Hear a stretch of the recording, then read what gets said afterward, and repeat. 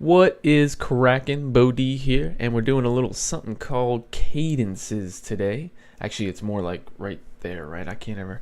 Well, a cadence is a resolve in music. It's how you build tension up and then release that tension, and music revolves around tension release, cadences, and resolves.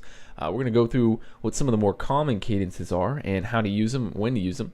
Let's jump right in. So the most famous cadence in all of music is 5 to 1, and even an extension of that, a 5 dominant chord where you're adding the flat 7 and resolving into the 1. Now you can go 5 to 1 into minor.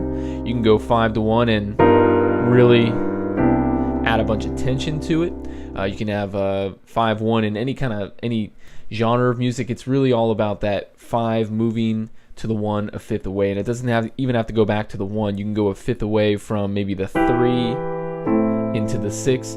It's really the distance of the fifth. So that's the first cadence we're gonna check out. Second cadence, also known as the half cadence, is going from 4 to 1. And you see it in gospel music all the time. I was singing on another video, but basically you've got the in Jesus chord. In Jesus.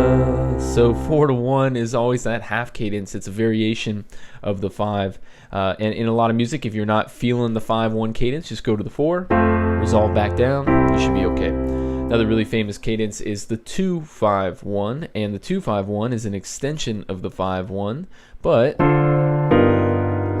very effective nonetheless. You can give it sort of a jazzy feel. Okay, you can give it the more classical feel. Right, and you'll see a little different voicing of each chord, but basically the same thing. A fuller cadence you might see more in pop music and maybe in jazz a little bit is a 3-6-2-5-1. Sounds a little cheesy there with those voicings, but you can really extend out the voicings. You can give it more of a jazz feel. Again, you can apply that in any style you like. Another one that I like to use, and I think I called it the Napolitanic cadence, and I always get it confused with that flavor of ice cream sandwich that had the 3 flavors.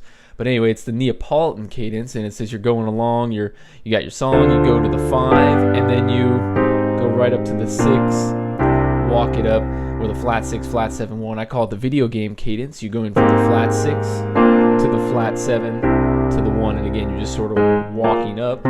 If you've played video games, you'll hear that all the time. Another one I like to use is the flat 2 cadence, probably the easiest cadence you can do. Just think about wherever you want to get to. Let's say you want to resolve to an F major chord. The chord right before that one, you're gonna play a G flat, and then you're gonna play the F major. You can also do the half step cadence from right below. If you want to play an F, just play an E right below it. So you're going along with your song. That's a half step from above, and again from below. Right, it's just these little deceptive, I shouldn't say deceptive, that's that flat 6 cadence, but it's these little tensions you add in music that really makes it the best. And the best composers and the best arrangers are the ones that can really use that tension in the right way. So those are some pretty famous cadences. In my playing, I usually like to do a combination of all of them, really, and very rarely will I do a stock 5-1 cadence or a stock 4-1 cadence. Usually trying to take that tension release and do something kind of trippy to it, like change the way it's voiced or put it in another key and then come back to it. Always, you want to keep your listener on their toes, and you want to keep your writing as you want to give it a lot of variety.